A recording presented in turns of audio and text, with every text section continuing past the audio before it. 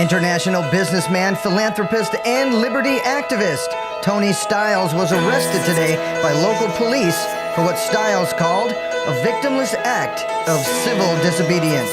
A simple bet has left an Omaha entrepreneur with, guess what, a mohawk. That's right. Tony Stiles helped raise over $250,000 for St. Jude's Children's Cancer Research. For his efforts, he will be keeping his mohawk every year that he is able to raise over $100,000 for the charity. He really is the new generation of talk radio. I'm just amazed the government hasn't taken him off the air yet.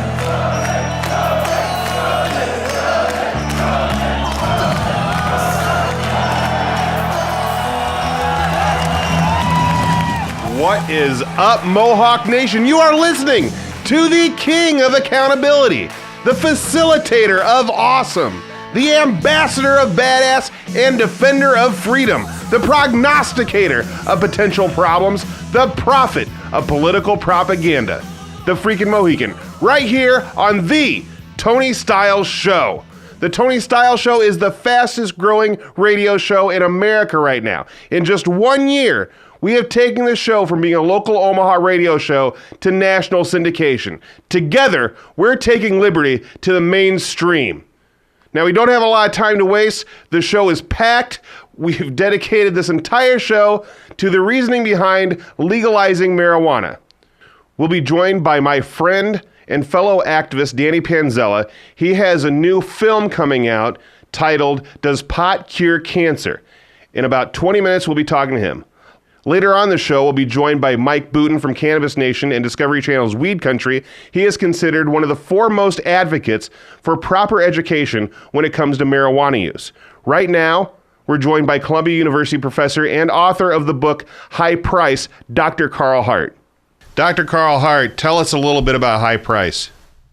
High Price is a hybrid. It's a memoir, science book, and policy book. So I tell this I have my memoir portion in order to contextualize some of the science and hopefully to help people to identify with the story, because sometimes the science can get boring.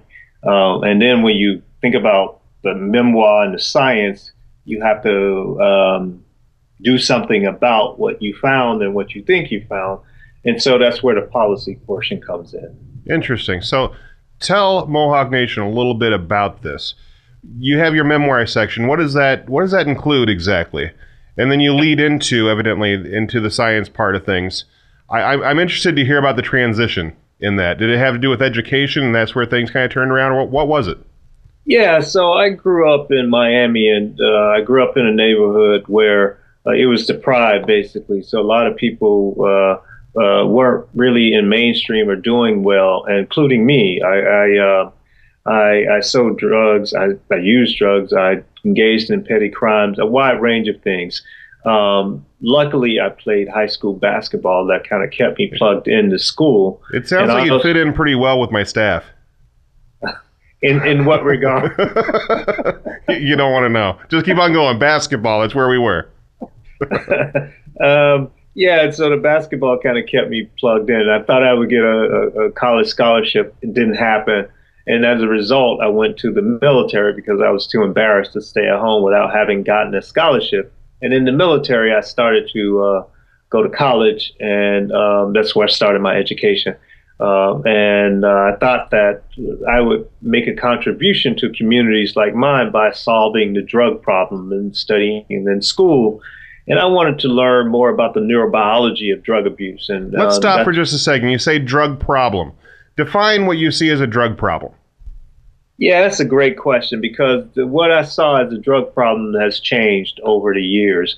Initially, what I saw as a drug problem was I thought that these drugs like crack cocaine, heroin, and these drugs were so powerfully addicting that they caused people to behave in ways that were so inappropriate and in ways that decreased their likelihood of keeping a job and those sorts of things. So I thought that was the drug problem. I don't see that as a drug problem today, but that's what initially got me interested in. So what do you see as a drug problem today then? Well, I used to believe that the drugs themselves were the problem, but what I have discovered is that the drugs themselves are not the problem. The problem is drug policy. And our Yahtzee, there you go. There it is. All right, keep on going. I'm on board. Yeah, and so it's our drug policy. And now drug policy, the reason why it's a problem is because we know it locks up all of these people. That's one. But it's mainly based on misapprehensions, based on false information, based on lies. It absolutely is. I've discovered this after 23 years of research. Okay, now tell me then, what's the solution? Because we're big on solutions here at the Tony Styles Show. What's your policy solution to this? All right. Before I tell you the solution, I have to say something about the misapprehensions or the inappropriate assumptions. One assumption is that these drugs are uniquely addictive. Like somehow most of the people who use these things become addicted. It's just not true. 80 to 90% of the people who use these drugs are not addicted. And that's one assumption that we make about these drugs. And we also make assumptions that these drugs lead to all types of crime other than using an illegal substance. That's not true. A wide range of assumptions are just not true. So, and what we know is that 80% of the people who are arrested for drugs, for example, are arrested for a petty possession sort of thing. And we arrest 1.5 million people a year. And once you get arrested for a drug-related violation, you have a felony record, decreases the likelihood of you getting a job and making a contribution to the society, like paying taxes.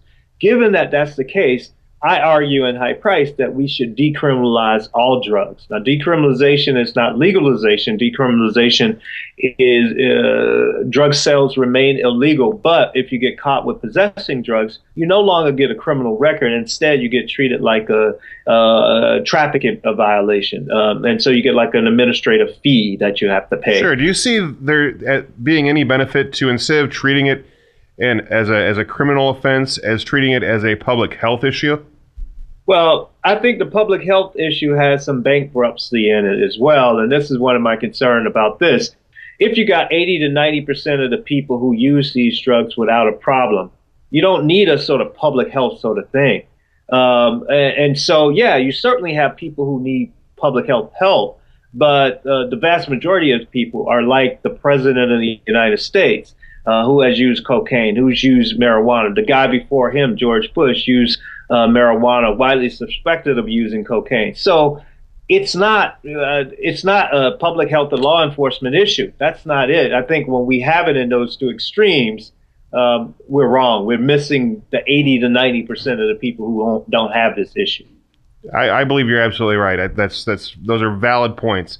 And I can argue against it a little bit, but there's no need to, because really, when it comes down to this particular subject, there's only so much that I do know. I do have a solution to it that I think goes right along line with what you're talking about in High Price. So I'm going to have to look into it a little bit, and I'm going to talk about that a little bit later in the show. Tell me, just wrapping things up with you here, with the drug issues that we have, if you want to call them issues, it's the government's issue, if you ask me. With everything that's going on, if we were to decide to decriminalize everything, wouldn't there be a massive problem with everybody that's already in prison? Wouldn't they want out because of the things that they've done? Wouldn't we have to take away felonies from people?